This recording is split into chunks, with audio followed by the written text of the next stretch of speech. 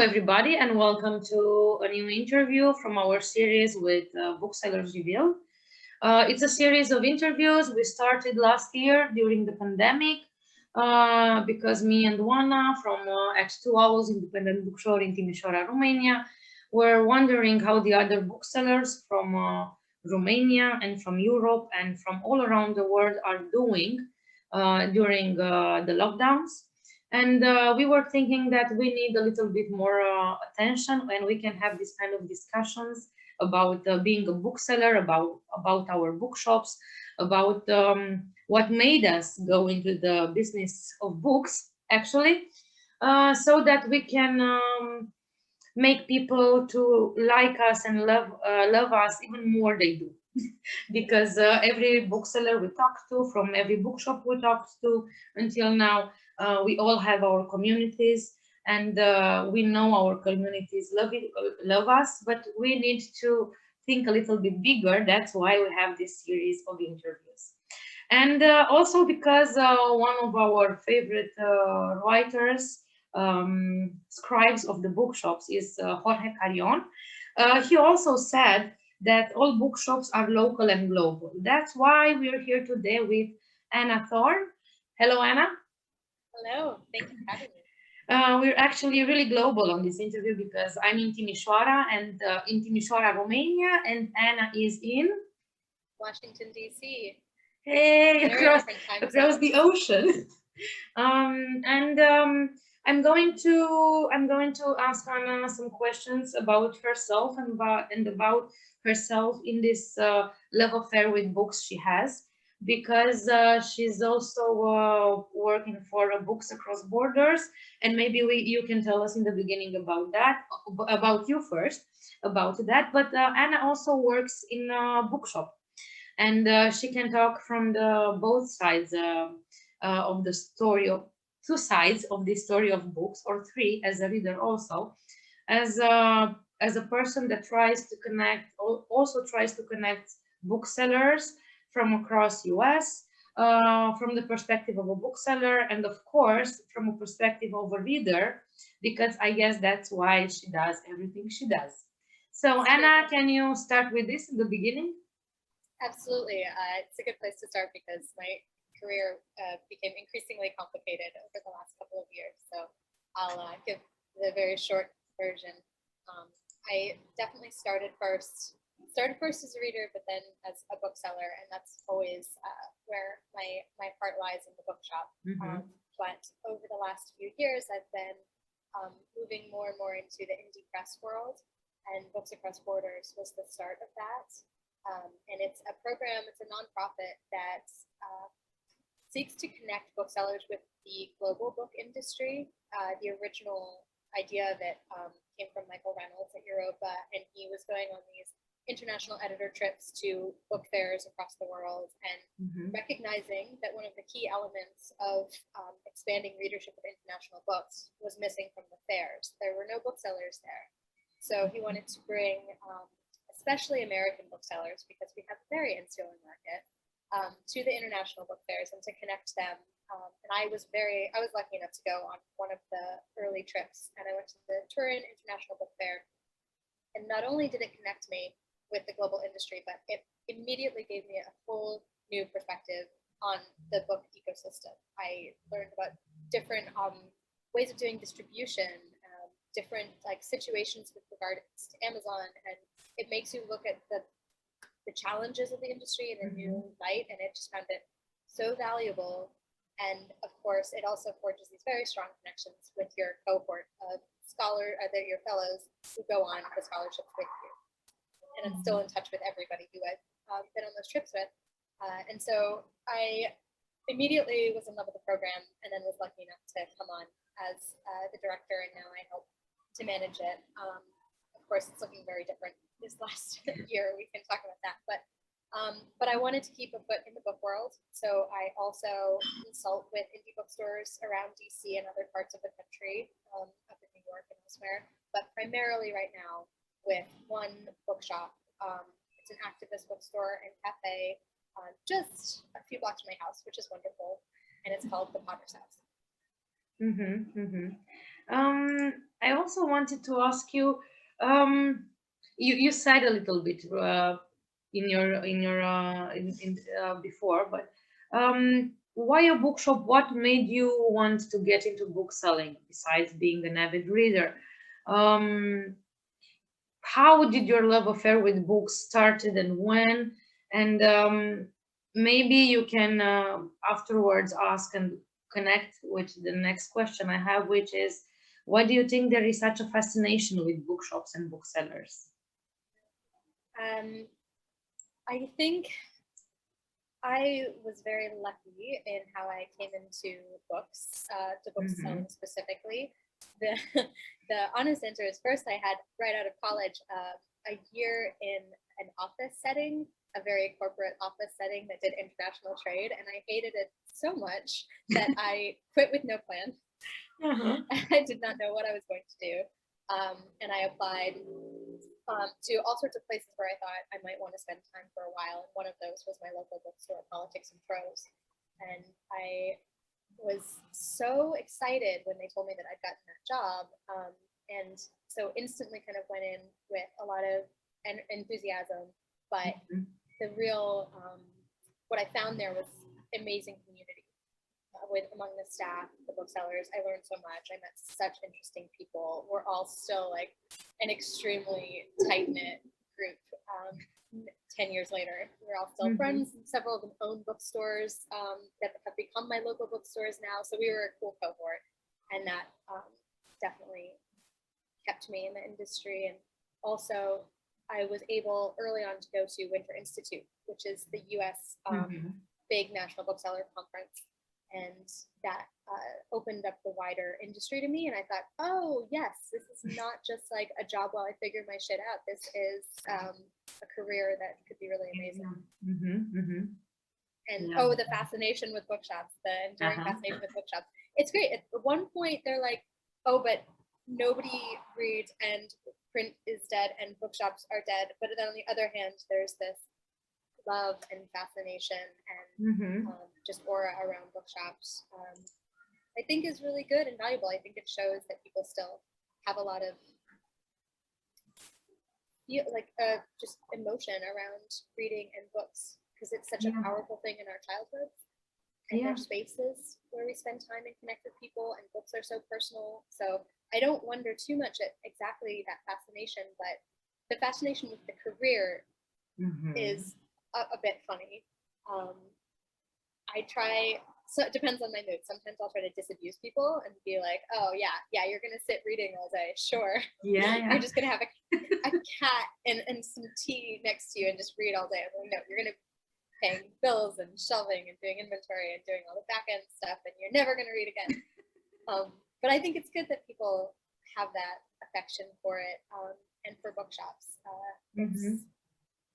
So you kind of started to answer to the next question I have, and we also ask every bookseller we're talking to. Sorry for the interruption, because I know you're going to continue answering what I'm going to say now.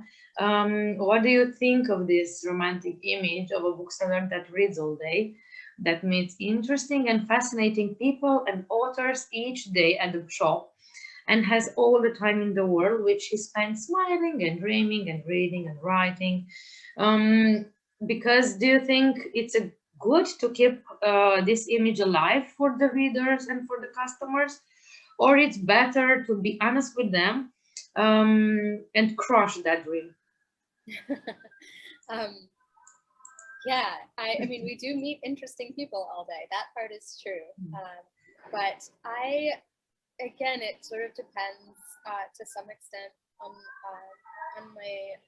my mood of the day. I certainly think unambiguously that if someone is interested in getting involved in the book industry, that dream must be crushed, because you don't want people coming in, especially starting bookstores, thinking that it's some sort of like chill retirement plan or something.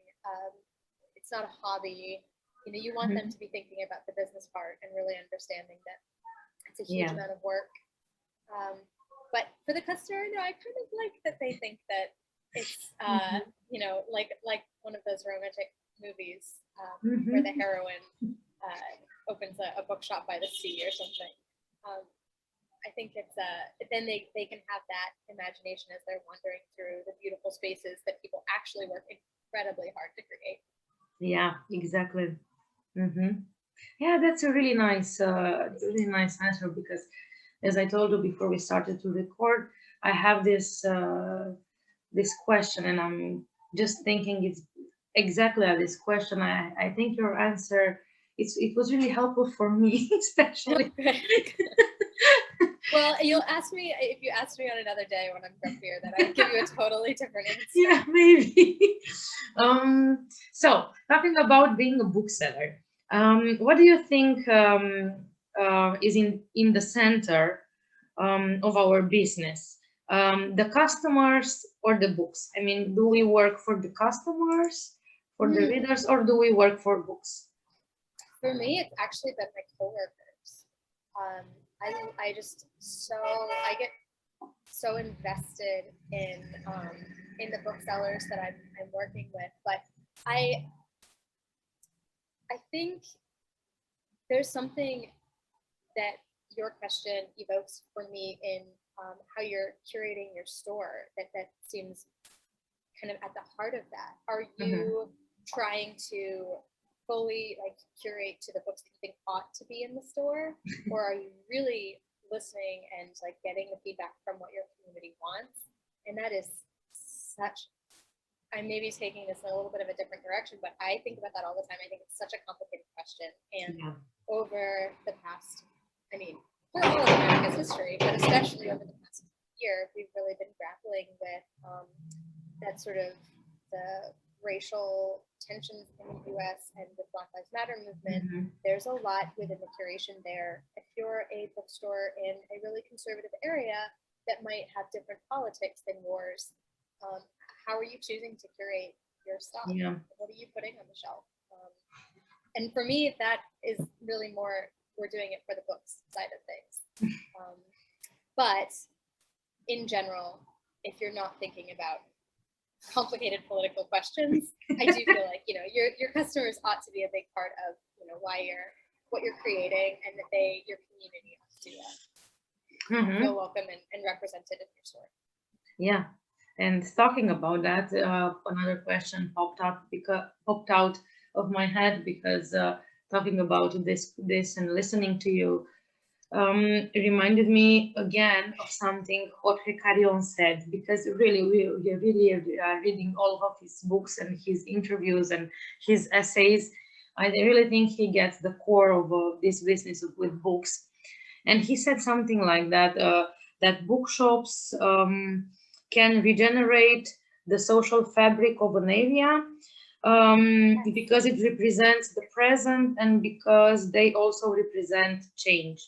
And that question usually, this line usually takes me to the question, what do you think is the role of the bookshop in the local community? Because you were talking before this, you were talking about curating the bookstore. So you have the customers at the core of the business, of course, but you also have the books at the core of the business. So how do you build community with a bookshop?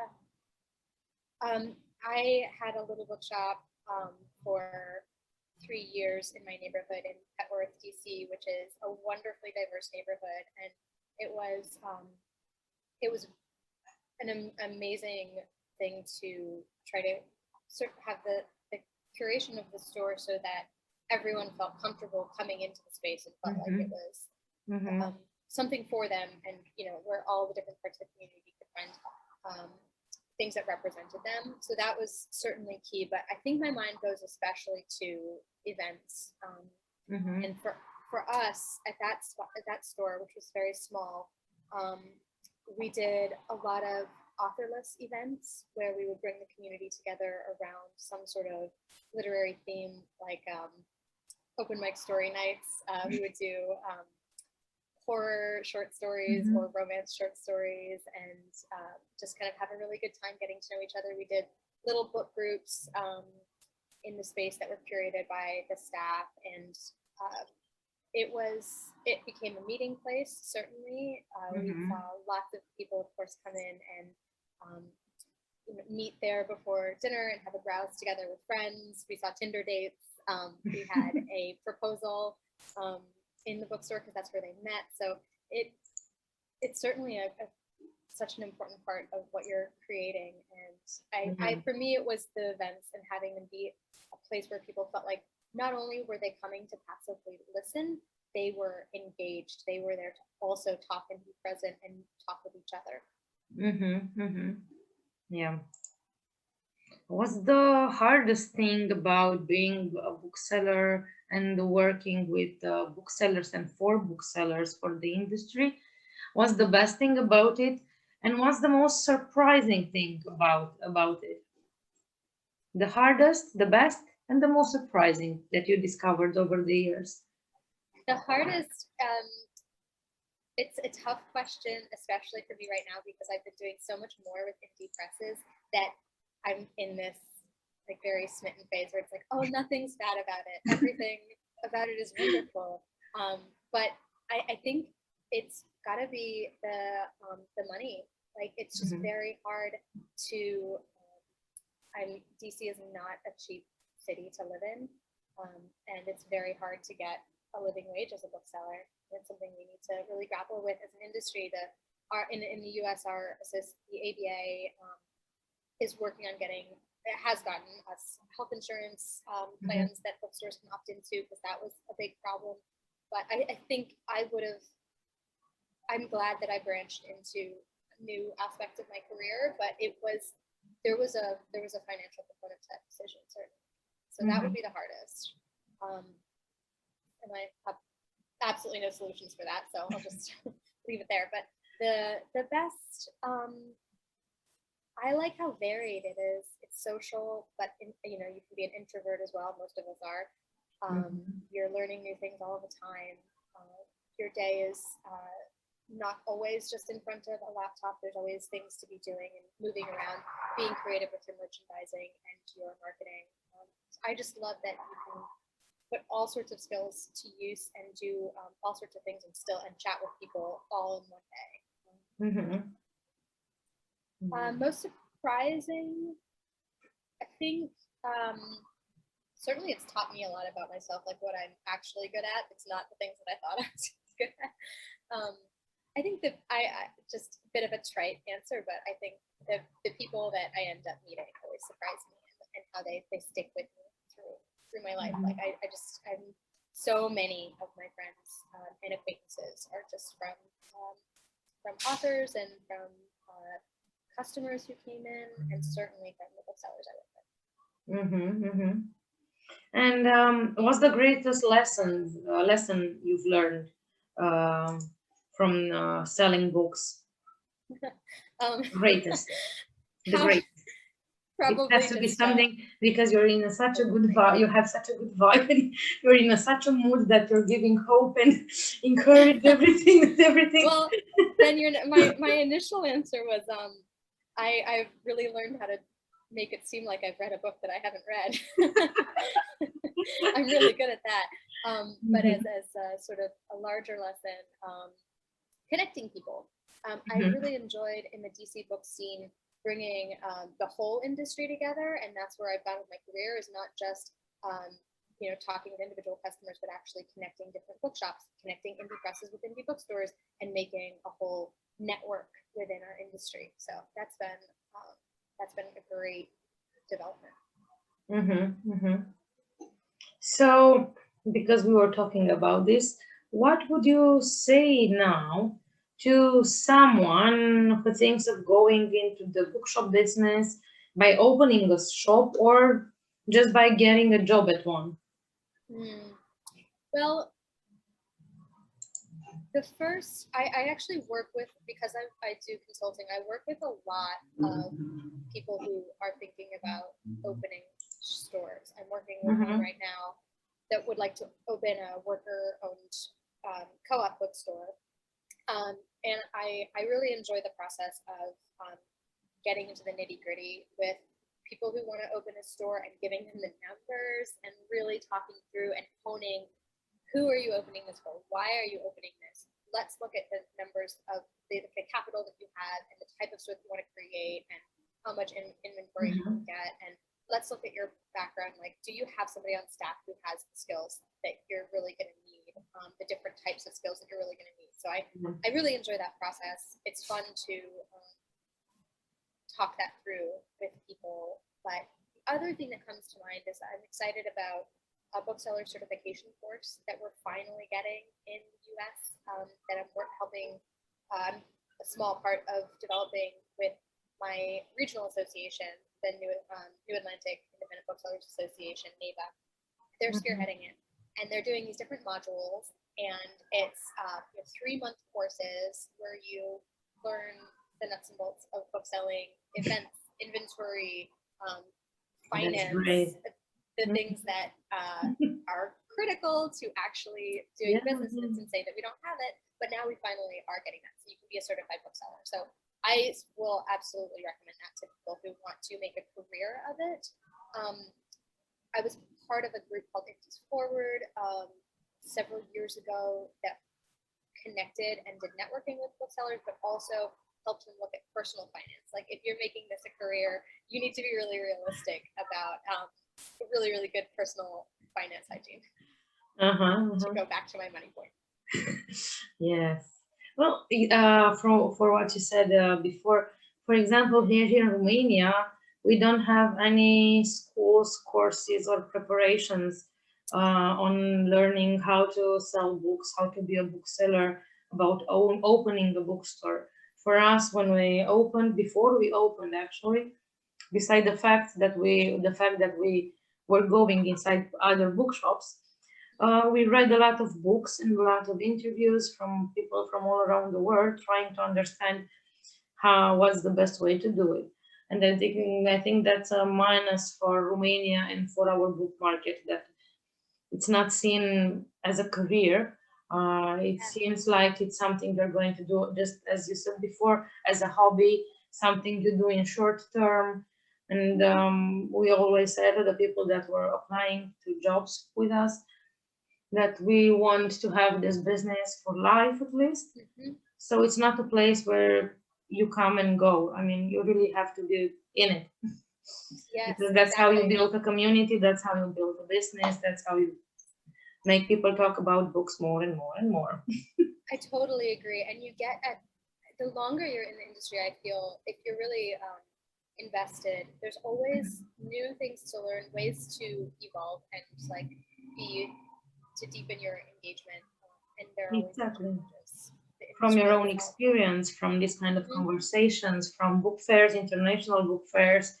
We wanted to come to one Winter Institute, but the pandemic came, so we will come to one. Good. Because it's a great opportunity. That's something that people also have, I'm talking about Romania, have some issues understanding that if you want to be really good at what you're doing, you really need to talk about it, to know exactly what you're not good at, and ask a fellow bookseller, how are you doing that? What's the problem with that? Can you help me with that?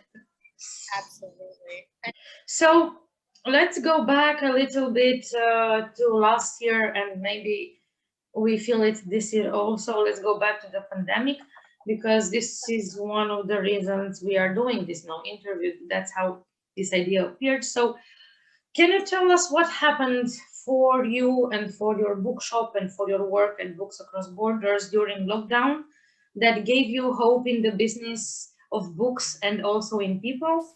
Can you also relate this question to how do you think we can defend our businesses from online giants like Amazon and from the entire online environment that now, with the pandemic and lockdowns, gained more and more customers and more income? There's we could talk for so long, but about all of those. It's a great question. The shift in what I did was, of course, huge over the past 2 years, and especially for Books Across Borders, because our mission is to send booksellers to international book fairs. That was the core of what we were doing. But we had a great, slightly like anxious meeting, thinking about the mission and thinking about the fact that the idea is to expand readership of books from around the world, and also to connect booksellers to the global book industry. And that was very doable. And we ended up shifting our activities, obviously online, but continuing with building community internationally in the book industry. That was doable, and we did it through community events and also education sessions. So that ended up being some great programming that I think we're going to carry forward into the future, and also through a newsletter with sort of curated lists and fun book buzz sessions, and then great book selling ideas from around the world. So that's been a lot of fun to develop. We also started a podcast for works in translation with authors and translators and indie bookseller recommendations with the Alan Chew's International Writers Center. So it's been a great learning opportunity for books across borders that could mean expansion to both residencies and international book fairs, but also all this new stuff that we've started doing. So it's kind of exciting for the next few years. The funny thing right now is we don't actually have the bandwidth to be doing both of those things. Like, we can technically do like the scholarships for all of the new things we're doing. So it'll be really fun to figure out how we do both in the future, but we'll figure it out. And then for the bookshop that I work at, Potter's House, they were closed for months, utterly closed, and they got some income from bookshop. So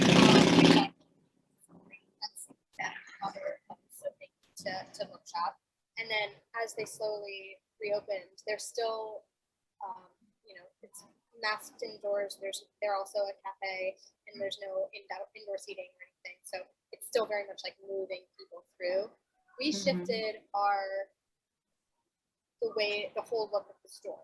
We took all of the tables out, obviously, and so it became much more of an open space, and we put in more book displays, and everything was focused to face out books instead of spine out. We didn't want people to sort of library style linger browsing. We wanted things to all be visible. And it looks great in there, and it's actually a little bit more appropriate to the space. They really leaned into the book side of things. It was probably more of an afterthought early on, and now it feels like an equal share cafe and bookstore. And we expanded some of our events and partnerships. So that was really good for the Potter's House, and ultimately I think it would be good for books across borders. With things moving to everyone buying online, that's a concern, especially given the figure that in the US and elsewhere, publisher sales are actually up 8%. That was a very concerning thing, but it's also a short-term occurrence. Like, obviously the pandemic was so damn long, but on the other hand, it was short. It's not a decade, and so I think it's important to focus on the fact that we've always known that booksellers are a place of discovery, and indie bookstores and indie publishers are tastemakers in the industry. So if you want a healthy and diverse ecosystem, you need the indies, and you need the browsability, and you need booksellers to be finding things and putting them into people's hands and making certain books viable that might not otherwise be. It's critical, and you can't look at that piece within a year and a half period. So I think that's really important to remember. And then, of course, it made us all remember how much we really like being in spaces together, and how much we missed that. I think, sure, some people were happy to cut down on commute times and things, but we certainly miss being together. And I think that people will continue to appreciate a neighborhood bookstore as a place to gather. And I also feel that because our customers, our friends were like, okay, we really miss you. We cannot wait to get out of this lockdown so we can come back to you for you to open your doors, because we used to sell books during lockdowns at the window. We couldn't let people inside, and we have received this kind of messages that when you work, as you know very well, when you work with books in the bookshop and you do so many things, you don't really have the time to really feel who's your community and how much they care about you. And I think that lockdowns and last year really showed us this, that we really have those people side by side with us, and that's a beautiful thing.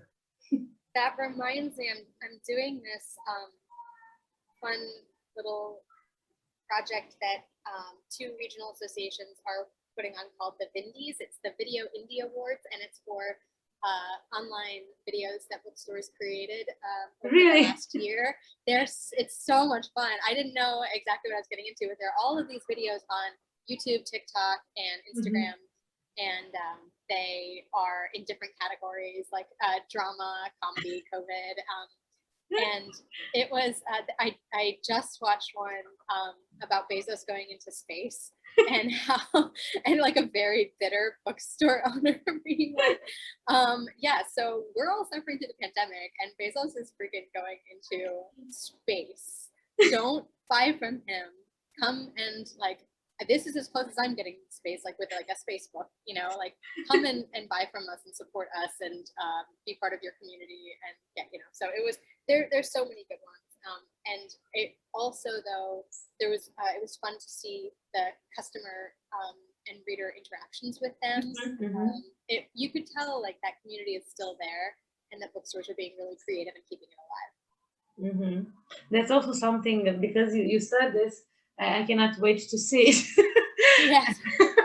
I also reminded me that actually what we also saw last year, that this serious situation we were dealing with made us more creative than we used to be. Yes, and we were already pretty creative, so it was really yeah, good. And we got more. We took it to another level, and that's really good. So let's go a little bit now in the end of this interview back to books. Back to books, we were talking about books, but in a personal way now, because I wanted to ask you, what kind of a reader are you? What do you enjoy reading, and what are you reading right now, for example? So we can end this interview with some book recommendations for the people that are watching us. Sounds great. And of course, we always want to talk about books we're reading and give recommendations. It's bordering on a flaw, like with so I can't believe we've even gone this long without talking about them. So the I am an omnivorous reader, like many booksellers. Definitely like lots and lots of different genres, from fantasy and short stories to essays, history, all kinds of nonfiction. But I have gotten more into mysteries. It was a genre that I didn't have a lot of experience in, but it was really fun over the course of the pandemic. It was perfect to escape into a mystery and also kind of understand that genre a little bit better. So I did like many people, a lot of escapism over the last year and a half. So lots of like fantasy, sci-fi, lots of mysteries. And then, but I think right now, one of the things I'm reading sort of is indicative of one of my approaches to books, which is stubbornness. If everybody is talking about a particular book, I tend to not want to read it, and just to sort of like all my colleagues are already reading that, they can already hand sell it. I'm going to read something, be stubborn and read something weird. And in the U.S. indie bookseller community, Rachel Cusk was huge years ago, like a good long while ago now. And I was just like, everybody is so excited, and I'm not gonna get into the hype. But now I've finally actually started getting into her. I'm like, oh shit, this is great. I really should have read this earlier. So I'm diving into her fiction and essays. I'm reading Coventry right now, and I'm really enjoying it. Awesome. And then some rereads as well. Yeah, that's really good recommendations. Thanks. Absolutely. Oh, and I'm also starting a book club virtually with my little sister, who is studying abroad in France. And so we started Winter's Promise, the new Europa, newish young adult series since originally from France. So we're enjoying that as well. Oh, that's really nice. How about you? What are you reading?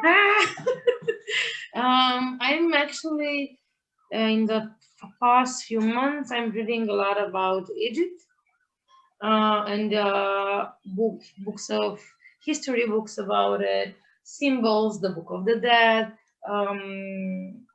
novelists from Egypt. And now in Romania was edited for the second time Cairo trilogy of Naguib Mahfouz. You couldn't find on the market the whole trilogy.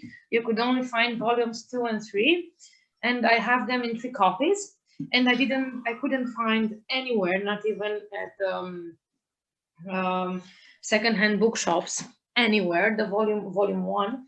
And now another publishing house re-edited, so retranslated it. So I have volume 1. And in this moment, I'm reading Naguib Mahfouz with the first volume from Cairo trilogy. Very cool. And actually last year, I couldn't read that much. I think I read the most, I was really embarrassed last year that I couldn't focus on reading. Yeah. I think I've read about, I don't know, 10, 20 books. I mean, a really low level of reading. No, I did a lot of rereads as well. I clearly was not focusing either. Yeah. I was reading a page and I was realizing I don't remember anything from it, and I would just pause the book. And basically this year I've read nonfiction and books about Egypt. And I finally did something this summer. I never read 2666 Roberto Bolaño's book. Never, because I was afraid, because there are 3 volumes, and I was thinking that I work too much, and if I'm interrupting the reading, I won't remember, and I just postponed it for years and years. And this summer I read it. And I loved it. Good. Yes. So I'm into trilogies this year, nonfiction and trilogies. Awesome. Yeah, and I love this. Like, it's like a little Egypt course, just taking all sorts of different types of Egypt. I was very into Egyptian myths, and they've got such a fascinating.